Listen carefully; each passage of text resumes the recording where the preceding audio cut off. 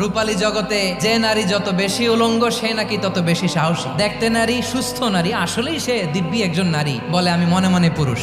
সবচেয়ে ভয়ঙ্কর অশ্লীলতার সবচাইতে লেটেস্ট ভার্সন হচ্ছে এই ট্রান্সজেন্ডারিজম। এটা লূত আলাইহিস সালামের কওমের মধ্যে ছিল। এই পশ্চিমের এই রোগ আমার দেশে যেন আসতে না পারে, আমাদের সজাগ থাকতে হবে। প্রিয় ভাইরা, চিল্লায় বলেন ঠিক কিনা? শয়তানের প্রথমে এজেন্ডা ছিল সে আদম এবং হাওয়া আলাইহিস সালামকে নিষিদ্ধ গাছের ফল খাইয়ে তাদেরকে বস্ত্রহীন করেছে। এই জামিনেও সে আমাদেরকে বস্ত্রহীন করতে চাইবে। ভরকে যাবেন না ও আমার বোনেরা, এখনো আপনি জাগবেন না? এখনো আপনার চিন্তার দুয়ারে এখনো নাড়া পড়ে নাই?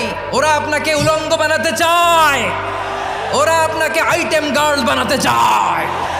দুনিয়ার সবকিছুই অ্যাসেট, এর মধ্যে সবচেয়ে দামি অ্যাসেট নেককার নারী। আপনার গর্ব যে কত দামি আপনি জানেন না? যারা এই নাটকের নামে, সিনেমার নামে আমার সমাজে অশ্লীলতা ছড়াতে চায় তাদের জন্য কঠিন মর্মন্তুদ শাস্তি মজুদ রেখে দিয়েছে কে?